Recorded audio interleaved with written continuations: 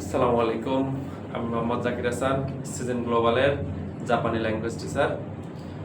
তো আশা করি আমাদের পূর্ববর্তী যে ক্লাসগুলো যারা ফেসবুকে ইউটিউবে ফলো করে তাদের অনেক উপকৃত হয়েছেন। তো আজকে আমাদের হিরাগানা লাস্ট পার্ট। হ্যাঁ, আমরা জানি সবাই। তো হিরাগানায় মোট লেটার থাকে হলো 104টা। তো এর মধ্যে অলরেডি আমরা 46টা শিখে গেছি। তো মেইন যে 46টা সেগুলো আমরা অলরেডি শিখে ফেলেছি। এখন এই 46টা থেকে আমরা মডিফাই করে পরবর্তী লেটারগুলো কিভাবে লেখে সেটা একটু আমরা ইজি ওয়েতে কিভাবে মনে রাখতে হয় সেগুলো নিয়ে আমরা আলোচনা করবো আজকে ক্লাসে। তো ঠিক আছে, ক্লাস শুরু করা যাক। যারা পরবর্তী ক্লাস মিস করেছেন তারা আমাদের নিচে ডেসক্রিপশনে লিংক দেওয়া আছে, ফেসবুক এবং ইউটিউব থেকে দেখে নিতে পারেন। তো জাপানিতে এটাকে বলা হয় তেনতেন আর এটাকে বলা হয় মারু।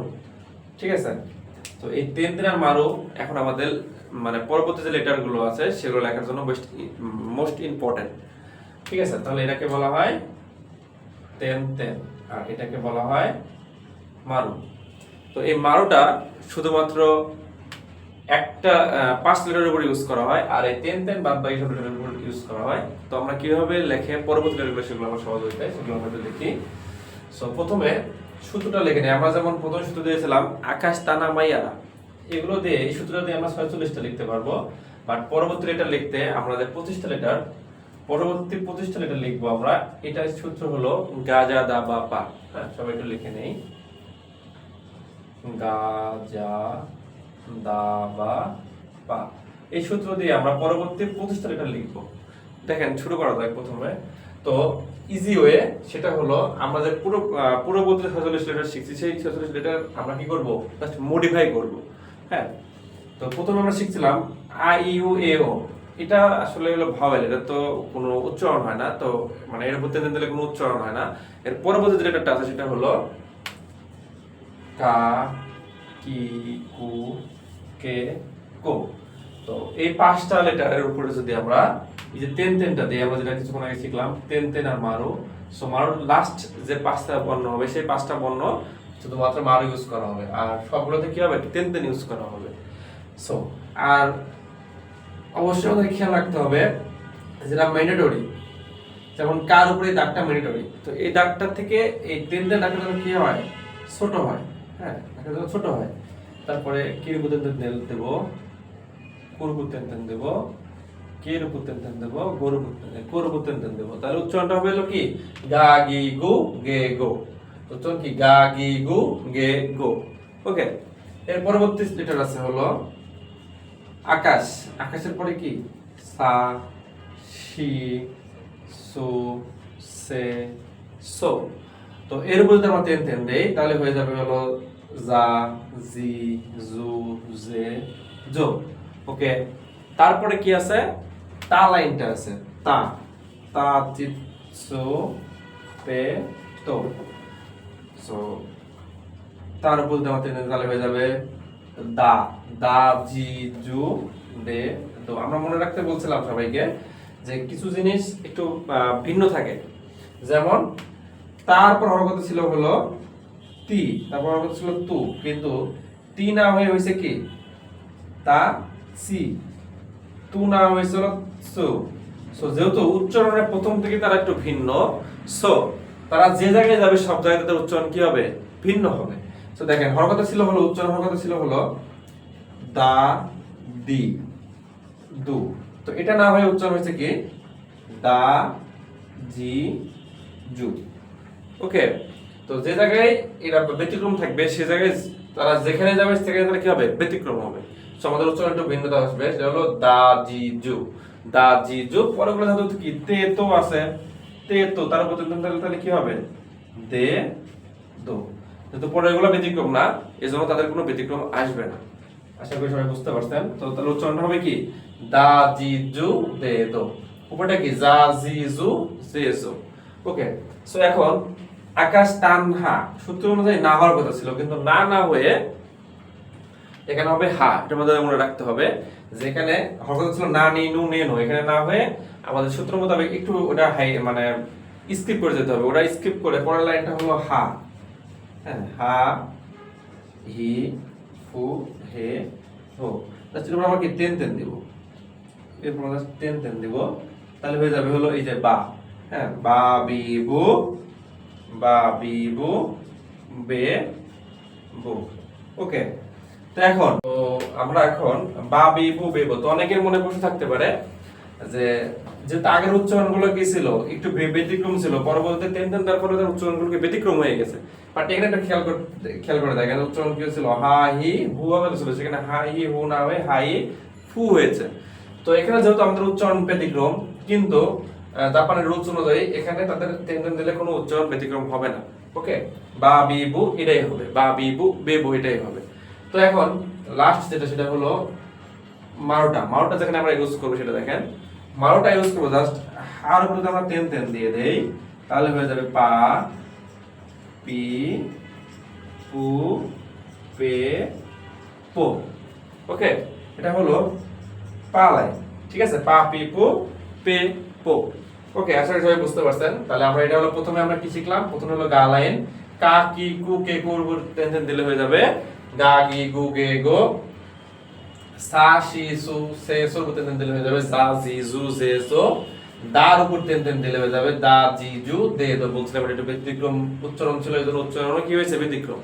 ওকে, তারপর হলো কি হার উপর তেন তেন দিলে হয়ে যাবে বা বি বু বে বু, হার উপরে যদি আমরা মারো দিই তখন হয়ে যাবে পা পি পু পা পি পু পে পু। ঠিক আছে, সবাই বুঝতে পারছেন। তো এরপরে আমাদের শিখবো সেটা হলো লাকার স্থানার সঙ্গে আমাদের সূত্র একটা মিল হলো, সেটা হলো কি গাজা দা বা পা। ওকে, তাহলে আমাদের মোট 104টার মধ্যে অলরেডি আমাদের 46টা আর 25টা হয়ে গেছে, আর থাকে মাত্র 33টা। সো এই 33টা কিভাবে লেখে ইজি ওয়েতে আমরা একদম শিখাবো ইজি ওয়েতে। তো আমরা যখন আকাশ তারা মাইয়া লিখছিলাম তখন কি হয়েছিল, আ ই উ এ ও, এই 5টা কলাম ছিল, তাই না? সবাই আমরা জানি এই 5টা কলাম ছিল। কলামের নিচে ছিল আ কলাম, আমরা তো অবশ্যই কলাম চিনি। যারা আমরা একটু আলোচনা করি সেটা হলো আ নিচে যে বর্ণগুলো থাকে সেগুলো হলো আ কলাম, ই নিচে যে বর্ণগুলো থাকে সেগুলো ই কলাম। তো দেখেন আর নিচে কি কি বর্ণ আছে, আ কা সা, ঠিক আছে, তারপরে হলো কি তা, এভাবে যে কটা বর্ণ আছে একদম পা পা পর্যন্ত যেগুলো বর্ণ আছে সবগুলো, আর নিচে যে বর্ণগুলো আছে সবগুলো হবে।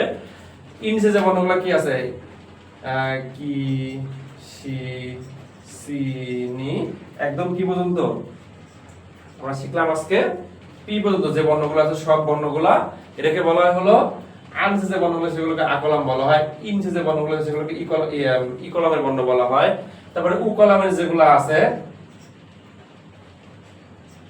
এগুলা একদম কি পর্যন্ত,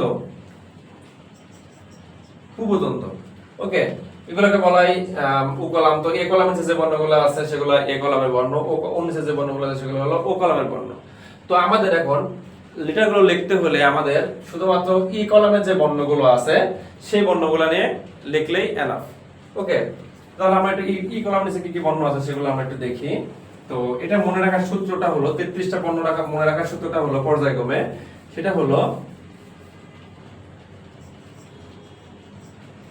কিসি সিনি হিমিরি। ওকে, সো তাহলে আমরা একটু বুঝি যে কিসি চিনি হিমিরি মানে বোঝাচ্ছে হলো চিনি হয় হলো আখ থেকে, আখটা হলো কৃষি থেকে। তো কৃষি থেকে হয় চিনি তৈরি করে কারা, হিমিরে তৈরি করে, কথা বুঝতেছি? এজন্য কি কিসি চিনি হিমিরি, শুধু এইটুকু। এরপরে এটুকু একটু মুখস্থ রাখতে হবে আমাদের, সেটা হলো গি জি বি পি, সরি গি জি বিপি। ওকে, সো এই সূত্রটা যদি মুখস্থ রাখতে পারি তাহলে পরবর্তী 33টা বর্ণ আছে সেই বর্ণগুলো আমরা ইজিলি মুখস্থ করতে পারবো, রাখতে পারবো। হ্যাঁ, তাহলে সূত্র অনুযায়ী কি, তারপরে কি সি, তারপরে চি নি হি মি রি, তারপরে কি গি, তারপরে গি জি বি পি যা আছে ওগুলো আমরা একই জিনিস।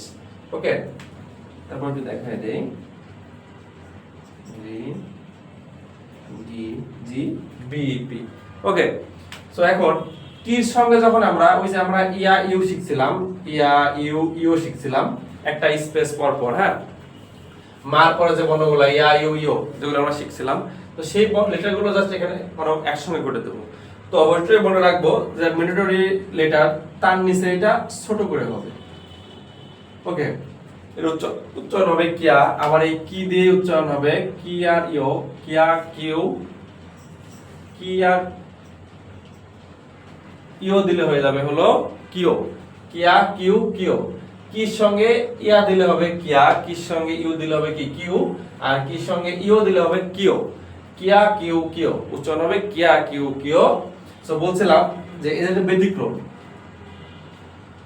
সার সঙ্গে যদি আমরা ইয়া দিলে উচ্চারণ হবে হলো, উচ্চারণ হওয়ার কথা ছিল কি শিয়া, কিন্তু এটা ব্যতিক্রম, এটা উচ্চারণ হবে হলো শিয়া না হয় উচ্চারণ হবে হলো সা সু শো। ওকে, শুধু এই তিনটা জিনিস ব্যতিক্রম, চারটা জিনিস ব্যতিক্রম আছে, আমরা একটু খেয়াল করব। সা আর হলো চা, এটা উচ্চারণ হওয়ার কথা ছিল কি চিয়া, তাই না? বাট এটার উচ্চারণ হবে হলো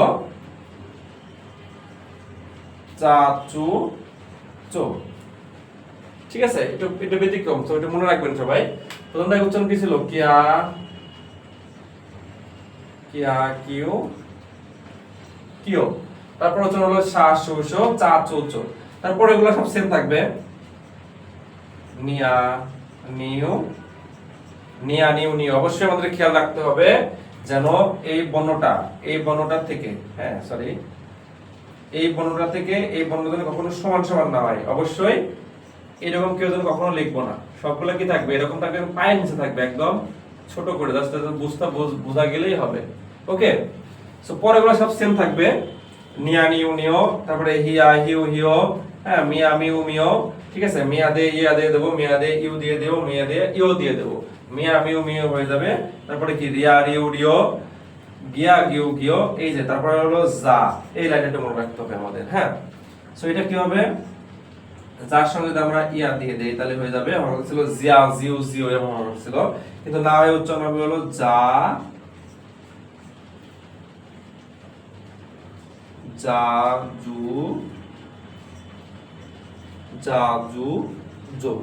ঠিক আছে, সো এই তিনটা সা শাশুশো, সরি শাশুশো চাচু চাচু চো, আর হলো কি জাজু জো। এই তিনটা একটু ডিফারেন্স, বাদ বাকি সবগুলো কি থাকবে এই কলমের বর্ণ, কিয়া কিউ কিও, নিয়া নিউ নিও, হিয়া ইউ ইও, মিয়া মিউ মিও, রিয়া রিউ রিও, সবগুলো সেম থাকবে। ঠিক আছে, তো আশা করি সবাই আমাদের ভিডিও দেখে উপকৃত হবেন। তো ইজি ওয়েতে আমরা তিনটে সূত্র মনে রাখলে আমরা ইনশাআল্লাহ একটা চারটা যে বর্ণ আছে আমরা এখানে সেগুলো মনে রাখতে পারবো। সেটা হলো প্রথম হলো আকাশ তানহা মাইয়ারা গাজাদা বাবা। ওকে, তারপরে হলো কি কিসি সিনি হিমিরি গিজি বিপি। এই তিনটে সূত্র মনে রাখলে আমরা ইনশাআল্লাহ হিরাগানা যে একটা চারটা লেটার ইজি ওয়েতে লিখতে পারবো। আর তো আমাদের যেভাবে ইজি ওয়েতে কিভাবে স্ট্রাকচার ফলো করে লিখতে হয় আমরা সবাই 46 শিখিয়ে দিয়েছি, এবং ওই 46টাকে মডিফাই করে আমরা পরবর্তী যে লেটারগুলো অবশিষ্ট থাকে সেগুলো শিখিয়ে দিয়েছি। তো আশা করি সবাই উপকৃত হয়েছেন। তো সবাই ভালো থাকবেন, সুস্থ থাকবেন। আসসালামু আলাইকুম।